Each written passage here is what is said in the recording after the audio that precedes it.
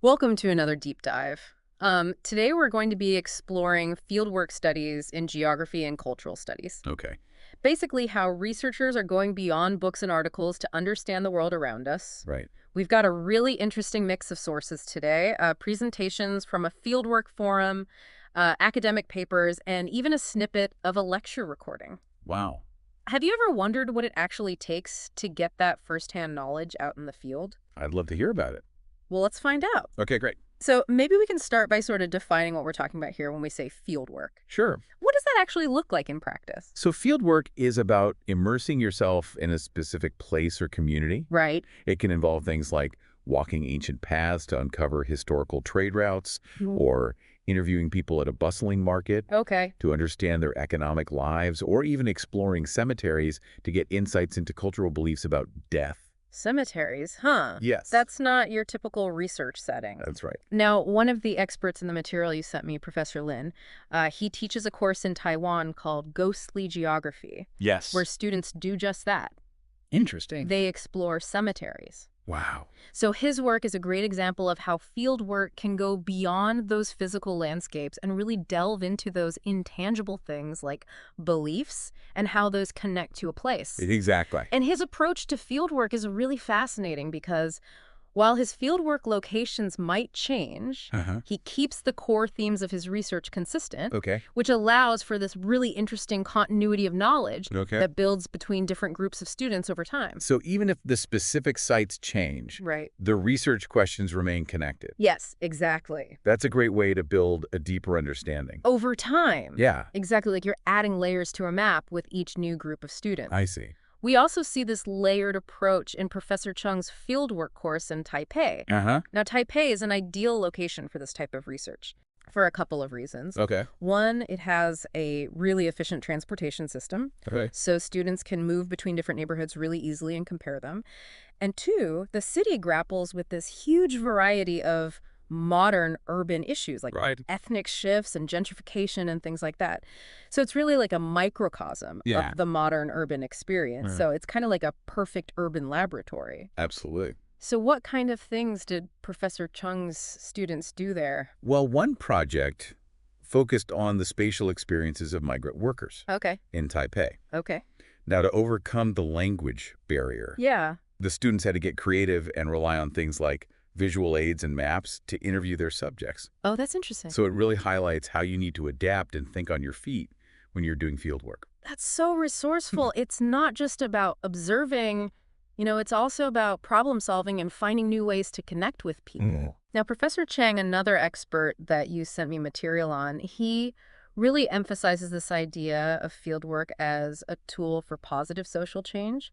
He believes that it shouldn't just be about, studying the problems, but also about actively trying to improve things. So it's not just observation, but also action. Yeah, Right. exactly. Here's it. He actually challenges his students to think beyond traditional data collection and consider how their research can actually benefit local development Wow. or promote social responsibility. That's amazing. He has this one really fascinating suggestion where he encourages students to reconstruct a narrative Okay. of a place using memory. Okay. So not just looking at the hard data, but gathering, historical data and visual materials like old photographs and even oral histories Right. from local residents to get that much richer Yeah. and more well-rounded understanding of a place. Okay. I love that. Yeah, it's great.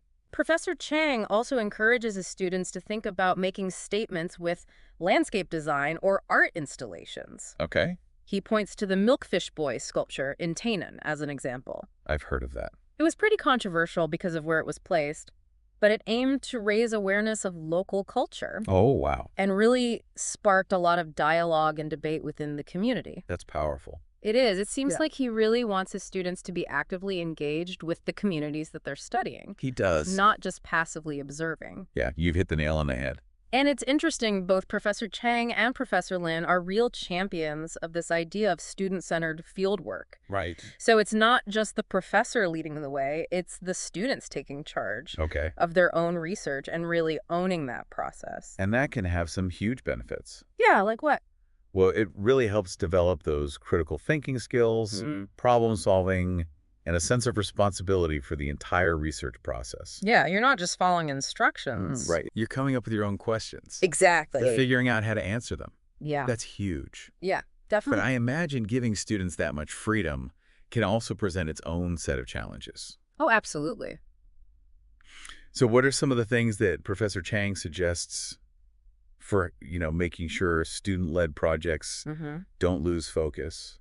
Well, he suggests encouraging group work during the actual field work Okay. so that the students can kind of keep each other accountable and on track. Okay. And he's also a big advocate for mock interviews Okay. before heading out into the field Yeah. so that students can practice those questioning techniques and get feedback. So it's all about preparation. Absolutely. You're giving them the tools, the support they need, but also the freedom to explore Exactly. and make those discoveries. That's great. Now, what about logistical challenges? Funding and resources, those can be huge hurdles, Right. especially with international fieldwork. Professor Lin actually talks a lot about that in the material you sent me. Okay. He acknowledges that financial limitations are a real concern, Right. especially when you're talking about sending students overseas. Yeah. And he really stresses the importance of trying to explore alternative funding sources to make sure that those opportunities are available to students from all socioeconomic backgrounds. So he's really trying to make fieldwork accessible to everyone. Yes, exactly. That's wonderful. Professor Lin also has this really interesting model for fieldwork assistants in his social geography course. Okay. He has 2 assistants. 2. A formal assistant and an intern assistant. Oh, wow. They work together. Interesting. And the idea is to create a system where the knowledge and skills are constantly being passed down. So it's like a built-in mentorship program. Yeah. That's really clever. The intern shadows the formal assistant for a year, learning all the ins and outs of the fieldwork process. And then when the formal assistant moves on, the intern steps up into that role. Right. And then a new intern comes in and the cycle continues. So there's always that continuity. Yes. Even as assistants inevitably move on. Yeah, it's really brilliant. It is. These forum discussions really provided such a wealth of practical advice. Right. Especially for those who are, new to field work or maybe feeling a little bit intimidated by the prospect. Absolutely. It's all about building a community of practice. Right. Sharing your experiences and learning from each other. And the forum itself is a great example of that collaboration. Yeah. Which is so essential for successful fieldwork. But let's get back to Professor Chung's fieldwork program in Taipei for a minute. Okay. We talked about how accessible the city is. Right. And how diverse the research opportunities are. Yeah. But how does he actually structure the course Okay. to make those advantages a reality for the students?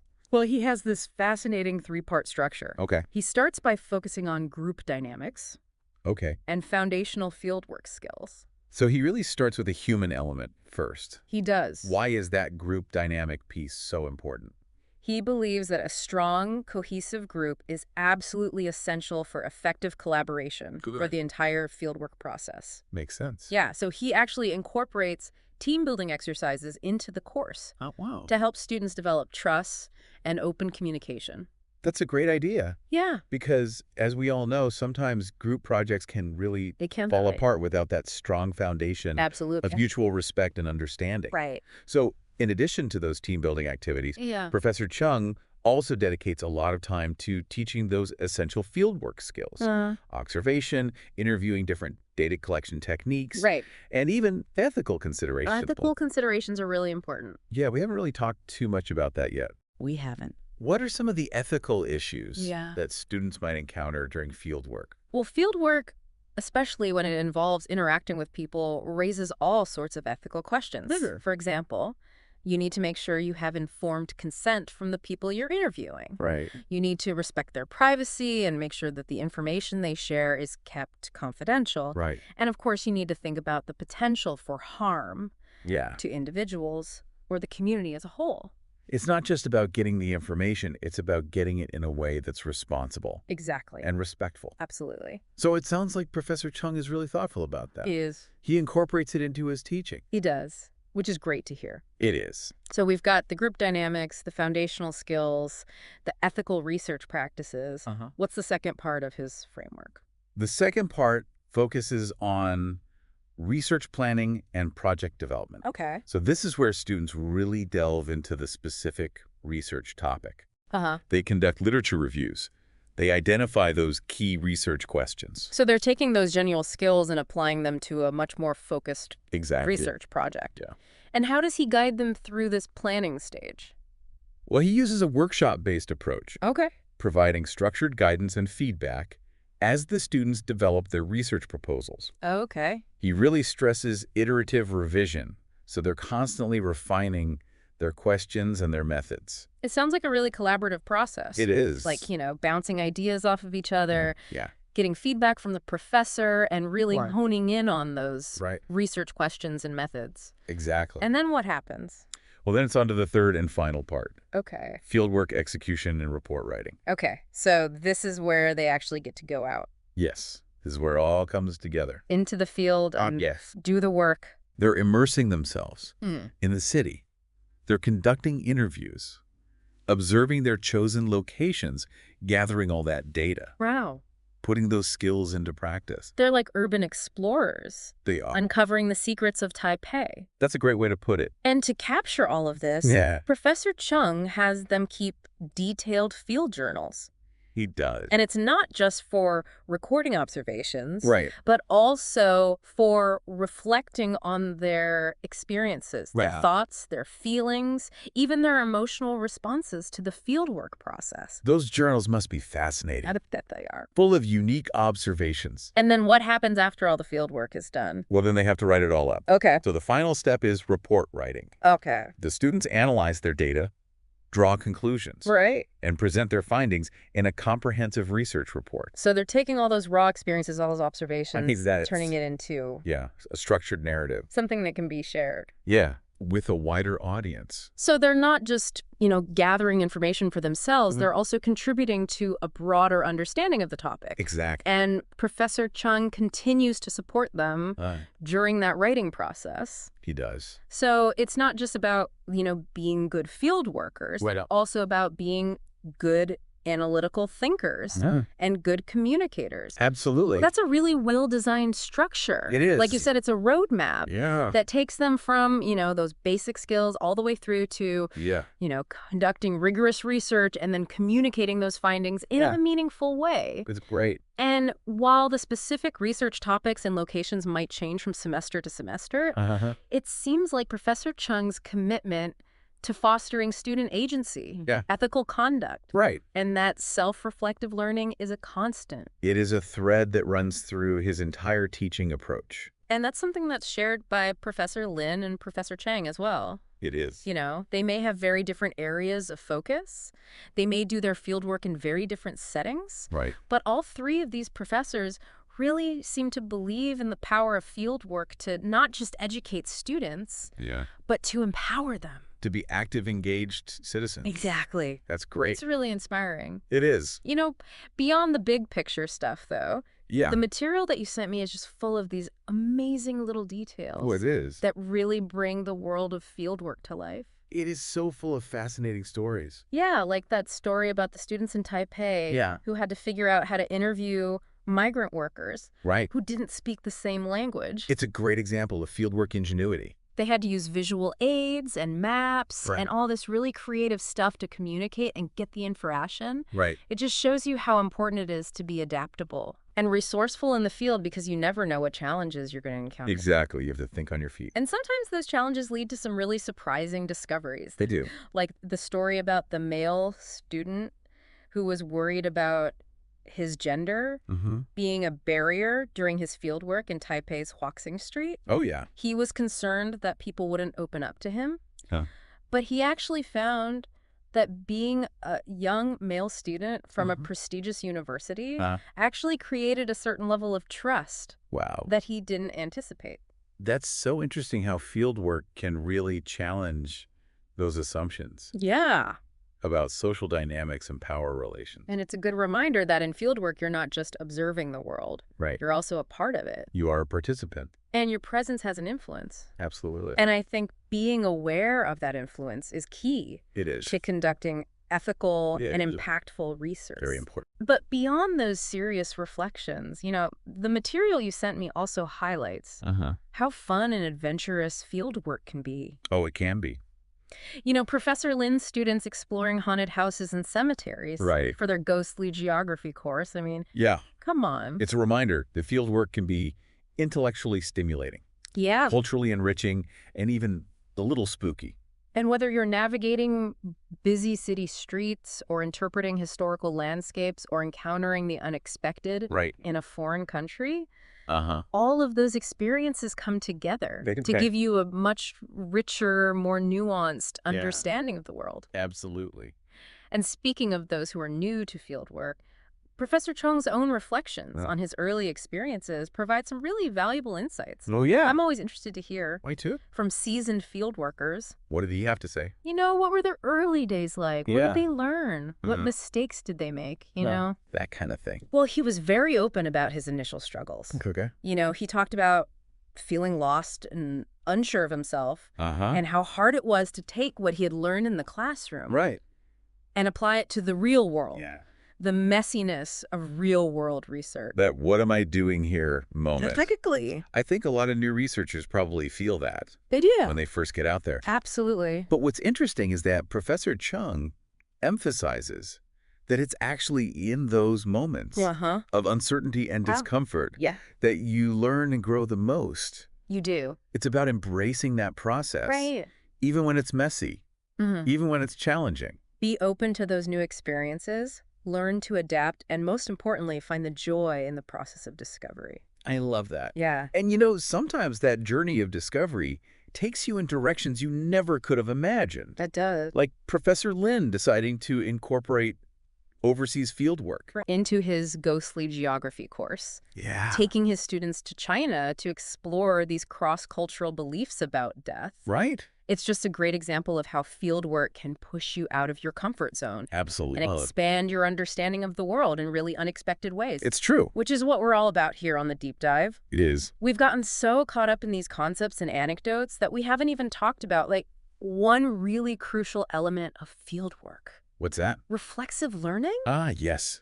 That's a cornerstone of ethical and impactful fieldwork. We've mentioned it a few times. We have. But let's unpack it a little bit. Good. What does it actually mean to engage in reflexive learning? So reflective learning is about critically examining your own assumptions and biases. What's the researcher? As a researcher, right. You have to acknowledge that you're not just a neutral observer. Okay. You're an active participant in the research process. Yeah.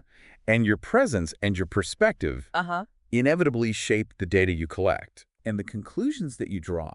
So it's about recognizing that you're bringing something to the table. Absolutely. It's not just, you know, a clean slate. It's about recognizing your own positionality. Right. And how that might be influencing your research. So it's like holding up a mirror to yourself and asking, am I bringing any unconscious biases to this research? Exactly. That makes a lot of sense. And I think it's really important for ensuring that your research is not just rigorous, but also ethical and responsible. Absolutely. But how do you actually do reflexive learning? Okay. Like, what are some of the tangible strategies that researchers can use? Well, journaling is a really effective strategy. Okay.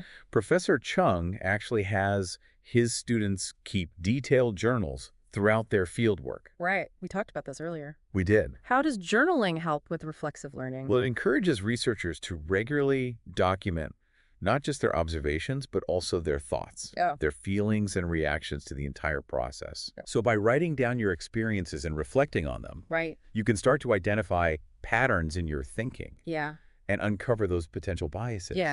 You become more aware of how your own background and experiences might be shaping your interpretations. It's like you're turning the field journal into a tool for self-discovery. Exactly. And that's really powerful. It is. Now, another method for reflexive learning that you mentioned is talking to other people. Discussing your fieldwork experiences with others is so valuable. Yeah. Professor Chung incorporates group discussions into his fieldwork courses. Right. So how do those conversations contribute to reflexive learning?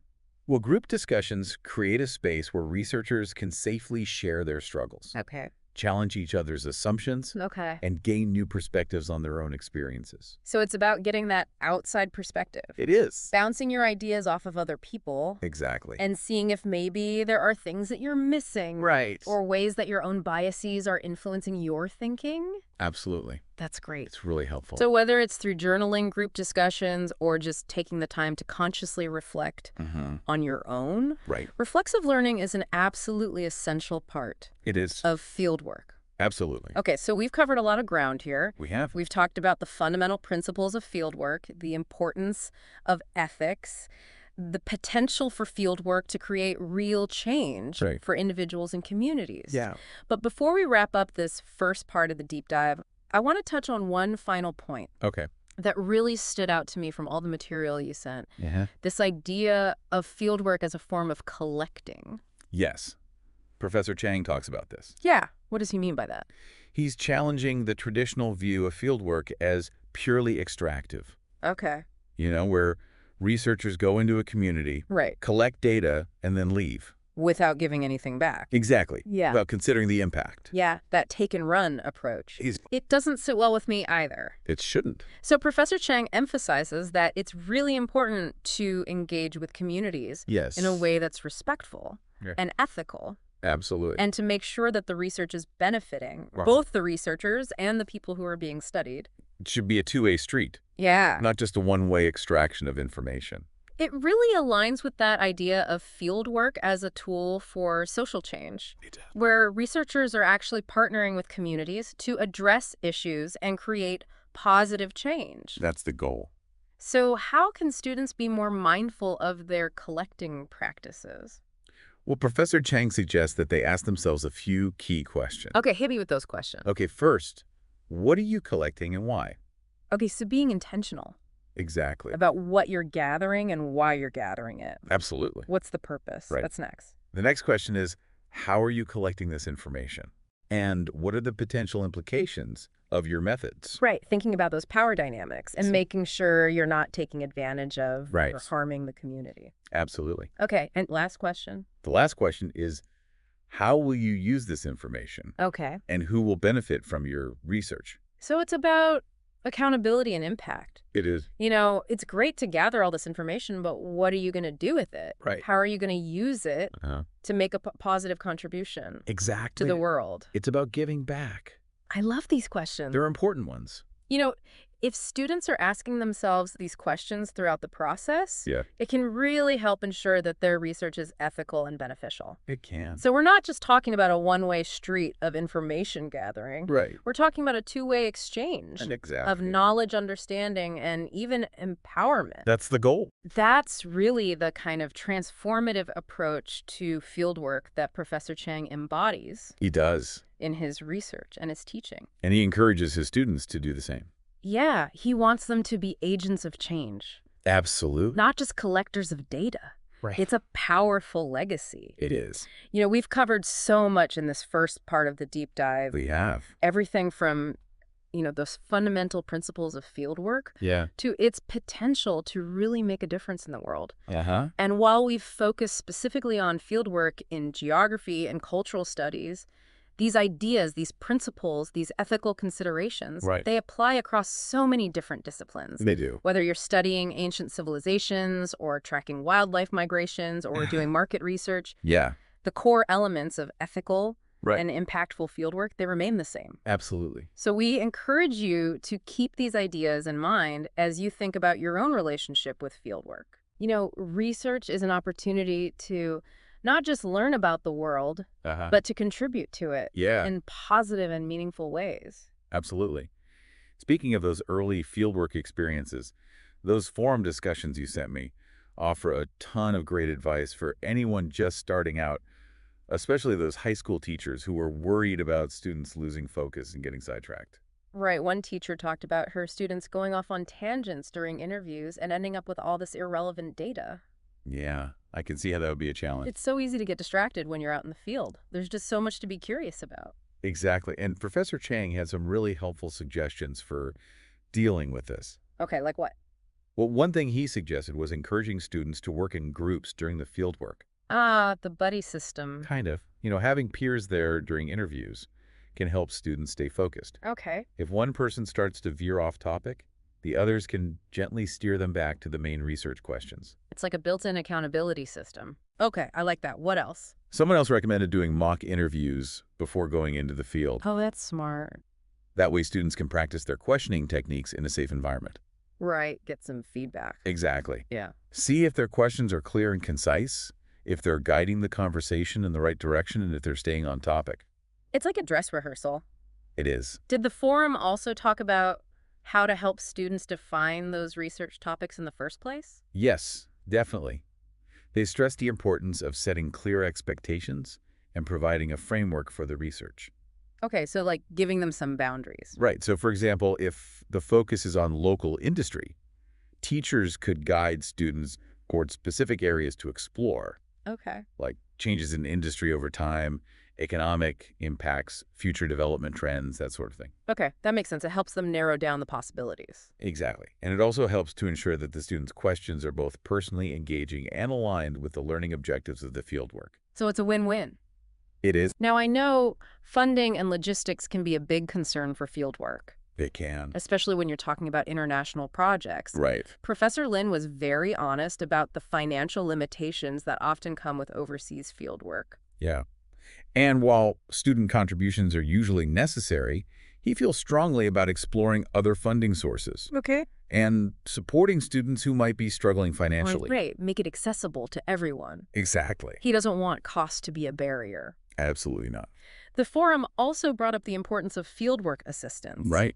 Especially when you're dealing with larger groups of students or navigating unfamiliar places. Especially overseas. Professor Lin actually shared his 2-assistant model that he uses for his social geography course. I remember you mentioned that. He has a formal assistant and an intern assistant. 2 assistants. 2. Wow. And they work together. Interesting. And the idea is that it creates this system where knowledge and skills are constantly being passed down. So the intern shadows the formal assistant for a year, learning all the ropes. And then when the formal assistant moves on, the intern steps into that role. Oh, wow. And then a new intern comes in, and the cycle continues. It's brilliant. It's so smart. It creates that continuity, right, even as assistants inevitably move on. Yeah, that's a great way to ensure consistent support for the students. It really is. Right. Okay, so those forum discussions really painted a comprehensive picture. They did. Of the challenges and rewards of fieldwork. Yeah, it was great to hear from so many different voices. And it seems like the forum itself was a great example of that collaborative spirit. It was. That's so important for successful fieldwork. You know, sharing experiences, insights, strategies, all of that helps to create a community of support. Right, and it makes everyone's understanding of this research method richer.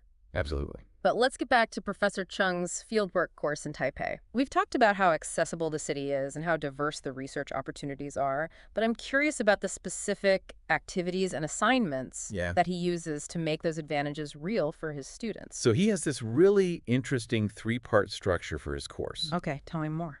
It all starts with a focus on group dynamics and foundational fieldwork skills. He starts with the human element. He does. Why is that so important? He believes that having a strong, cohesive group is the foundation for effective collaboration. Makes sense. Throughout the whole fieldwork process. You got to have that trust and that communication. Exactly. And to help build that, he actually incorporates team-building exercises into the course. Wow. You know, things that help the students develop trust and open communication within their research groups. That's a great approach. Yeah, it really sets the stage for a positive and productive experience. Right, because group projects can be... Oh, they can be a nightmare. If you don't have that shared understanding... And people aren't on the same page, it can be a disaster. Okay, so besides the team building, what else does he do in this initial phase? Well, in addition to the team building, he spends a lot of time teaching those essential fieldwork skills. You know, like observation, interviewing, data collection techniques, all that. Right. And he also emphasizes ethical considerations. Ethical considerations. Yeah, that's a really important part of fieldwork. We haven't delved into that too deeply yet. We haven't. What are some of the ethical challenges that students might face during fieldwork? Well, fieldwork, especially when you're dealing with people, raises all sorts of ethical dilemmas. Right, of course. You know, things like making sure you have informed consent from the people you're interviewing, respecting their privacy, guaranteeing confidentiality, and of course, minimizing any potential harm to the individuals or the community. Yeah, you don't want to exploit people or put them at risk. Exactly. It's about being responsible and respectful. Absolutely. It's good to hear that Professor Chung takes this so seriously. He integrates these ethical principles into every aspect of the course. So it's not just a lecture. No, it's about making it a part of their everyday practice. That's great. Yeah. Okay, so we've got the group dynamics, we've got the foundational skills, we've got the ethical research practices. What's next? The second part of his framework focuses on research planning and project development. Okay, so this is where things start to get a little bit more focused. More concrete. This is where the students really delve into the specific research topic for that semester. Yep. They do literature reviews, they identify those key research questions, they start to create a detailed plan for their fieldwork. So they're taking those general skills they learned in the first phase Right. and applying them to a much more specific project. Exactly. And how does he guide them through this stage?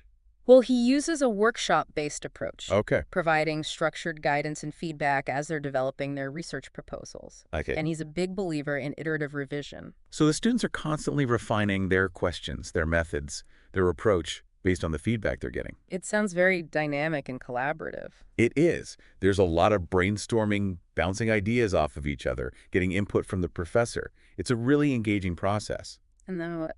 And then it's on to the fieldwork. This is the exciting part. It is. This is where they finally get to go out and do the research. It is. This is where it all comes together. Okay, paint me a picture. What does this phase look like? The students are out there in the city, immersing themselves, conducting interviews, observing their chosen locations, gathering data, putting all those skills into practice. Wow. It's a really exciting time. They're like urban detectives uncovering the hidden stories of Taipei.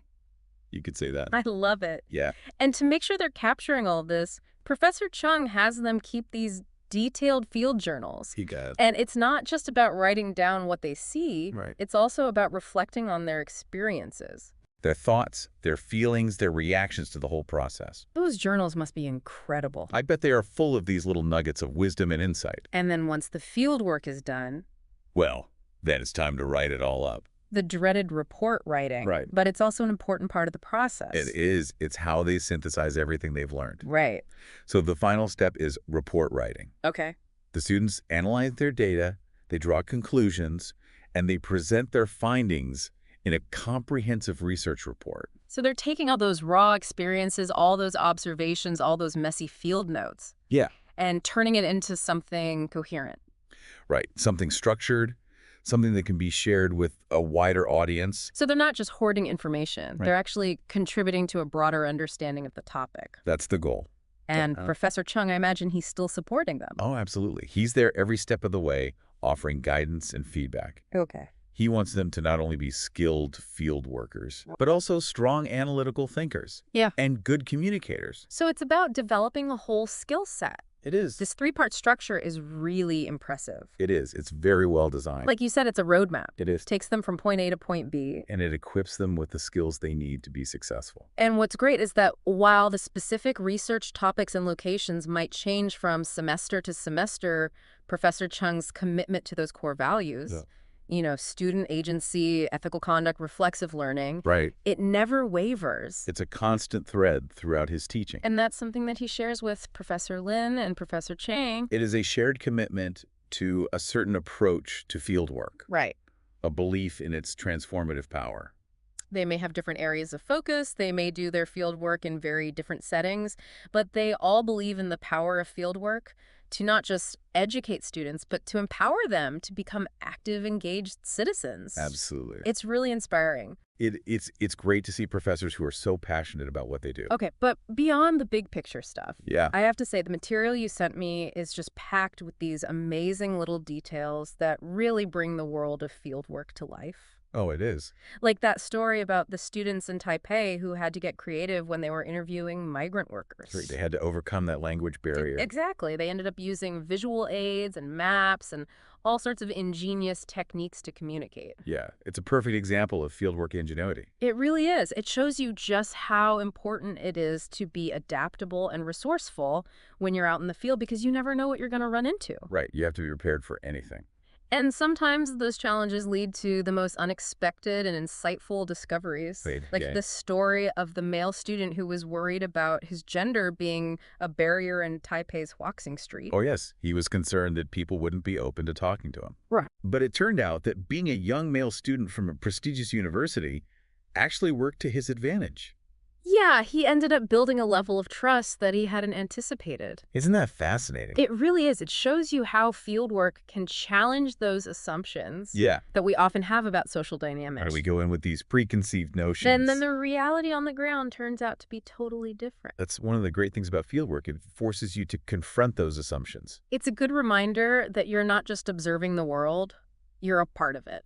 And your presence has an influence. Absolutely. And I think acknowledging that influence is really crucial for ethical and impactful research. It is. It's about being mindful of your impact. But beyond those serious reflections, you know, the sources you sent me also highlight how much fun field work can be. Oh, it can be a lot of fun. I mean, come on, exploring haunted houses and cemeteries for a ghostly geography course? Right? That's got to be an adventure. It's a reminder that field work can be intellectually stimulating, culturally enriching, and even a little spooky. And all of those experiences, you know, navigating those busy city streets, interpreting historical landscapes, encountering the unexpected in a foreign country, they all contribute to this richer, more nuanced understanding of the world. They do. It's about putting yourself out there and experiencing things firsthand. And for those who are just starting out on their fieldwork journeys, I think Professor Chung's reflections on his early experiences offer some really valuable lessons. Oh, yeah. He's got a lot of wisdom to share. I'm always curious to hear from those seasoned field workers.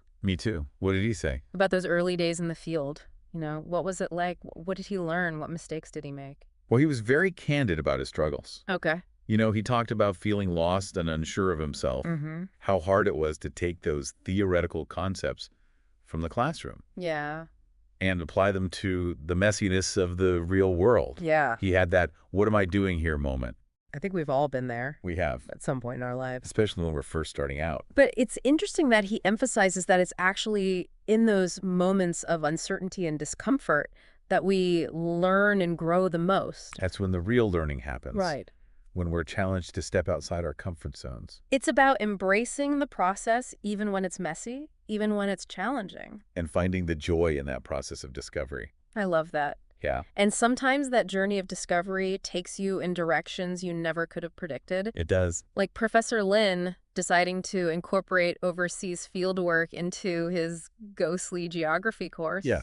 Taking his students to China. Right. To explore those cross-cultural beliefs about death and the afterlife. It's a great example of how fieldwork can push you beyond your comfort zone. And expand your understanding of the world in those unexpected ways. That's true. Which is, of course, what we're all about here on The Deep Dive. Exactly. But we've gotten so caught up in all these amazing concepts and stories that we haven't even touched on one crucial element of fieldwork. Oh.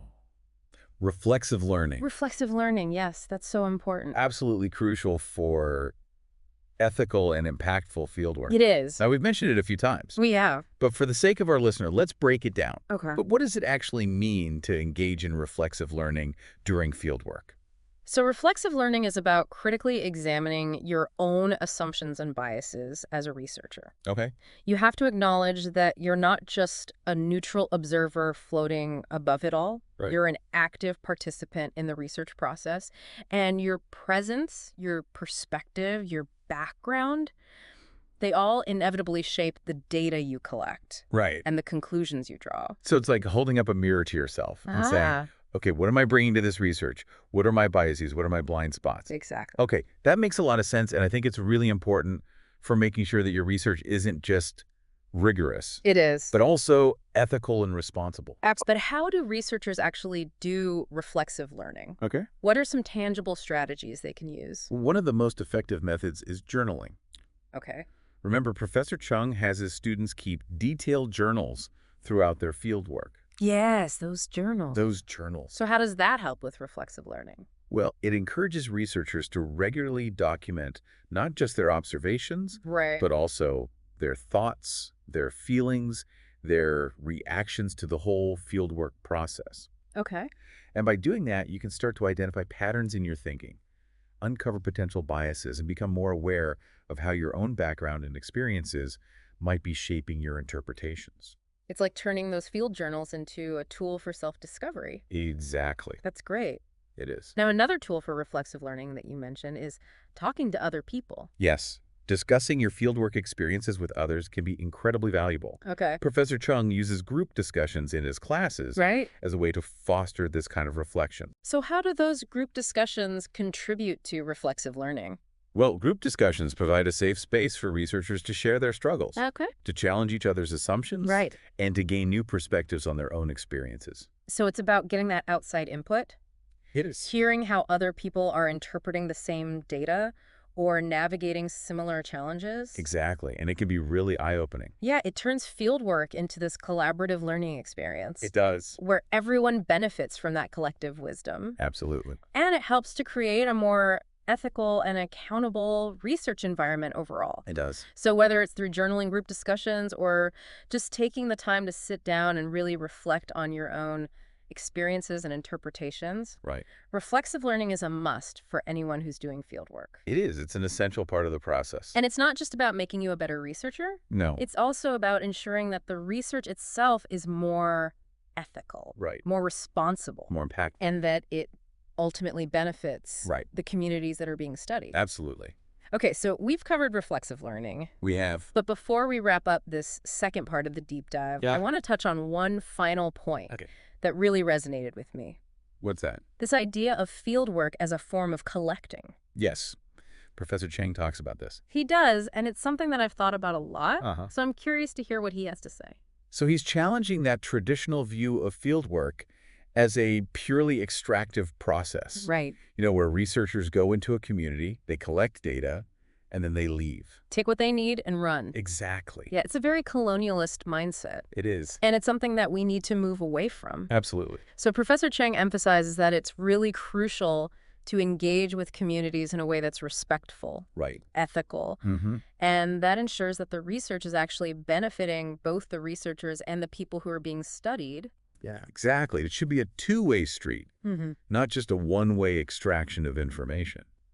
It really aligns with that idea of fieldwork as a tool for social change. It does. Where researchers aren't just studying problems. They're actually partnering with communities to address them. Absolutely. And create positive change. That's the goal.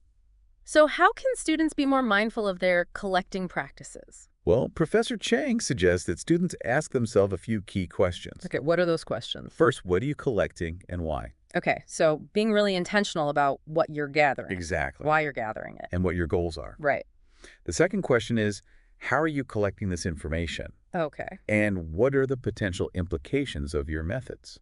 So think about the power dynamics. Right. You know, are you exploiting the community in any way? Are you taking advantage of their generosity? Are you putting them at risk? All important things to consider. Absolutely. And the third question? The third question is, how will you use this information?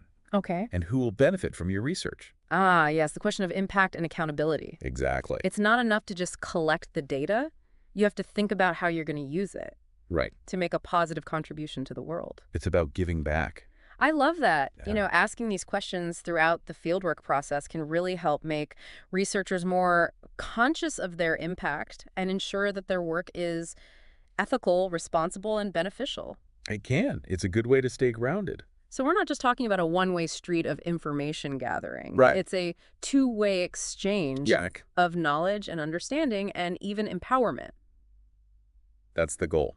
And that's really the kind of transformative approach to fieldwork that Professor Chang embodies in his research and his teaching. And he encourages his students to do the same. Right. He wants them to be more than just data collectors. He wants them to be agents of positive change. Absolutely. And that's a powerful legacy. It is. We've covered so much ground in this second part of the deep dive. Yeah. Everything from the practical challenges of fieldwork to those more philosophical questions about ethics and impact. It's been a really interesting conversation. It really has. And it's clear that fieldwork is so much more than just gathering information.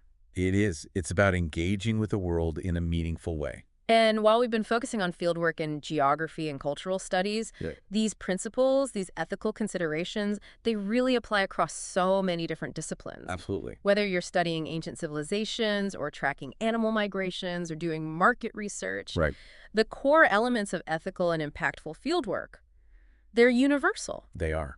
So we encourage you to take these ideas with you as you think about your own relationship with fieldwork research as an incredible opportunity to learn from the world. And to contribute to it. In positive and meaningful ways. Absolutely. As we wrap up this deep dive into fieldwork, I keep thinking about how it's more than just a research method. You know, it's like a way of looking at the world. I agree. A way of being in the world. It is. And it's not just for academics. No, not at all. You know, the skills that you develop doing field work, that curiosity, that adaptability, that willingness to step outside your comfort zone. Right. Those are invaluable skills for anyone. They are for life in general. It's like fieldwork gives you this toolkit for navigating complexity. A toolkit for life. Whether you're trying to decipher ancient inscriptions or just trying to understand your neighbor's perspective. Right, exactly. It teaches you to observe, to listen, to think critically, to ask questions, to challenge your own assumptions. And to be okay with ambiguity. Right, because the world is messy. It is. It's not always black and white. And fieldwork really forces you to confront that. It does. To sit with those unanswered questions, to embrace the unknown. Right, to be comfortable with not knowing everything. And sometimes the most valuable insights come from those, I don't know, moments. I think so. When you have to let go of your preconceived notions and be open to new possibilities. Right, to be surprised by what you find. And that openness to possibility, that's what makes fieldwork so exciting. It is. It's an adventure. You're venturing out into the unknown, embracing the unexpected. You never know what you're going to find. And discovering new ways of seeing and understanding the world. And that's what makes it so rewarding. It really is. And, you know, whether it's interviewing people in a bustling marketplace or mapping ghostly encounters in a cemetery or working with a community to create a thought-provoking art installation. Yeah. Fieldwork brings learning to life. It does. It bridges that gap between theory and practice. Right. It's not just about reading about things in a book. Exactly. It's about getting out there and experiencing them firsthand. And fieldwork allows us to not just absorb information, but to contribute to it. To be a part of that ongoing creation of knowledge. To shape it, to use it to make a difference in the world. And that difference can manifest in so many ways. You know, informing policy decisions. Yeah. Preserving cultural heritage, inspiring social change. Right. Fieldwork gives us that power to be active participants in the world. Not just passive observers. Exactly. So we've covered a lot of ground in this deep dive. We've explored the principles, the challenges, the rewards of fieldwork. The ethical considerations. The power of fieldwork to transform individuals and communities. It's been a really fascinating journey. It really has, and we hope this deep dive has sparked your own curiosity about the power and possibility of fieldwork. I hope so.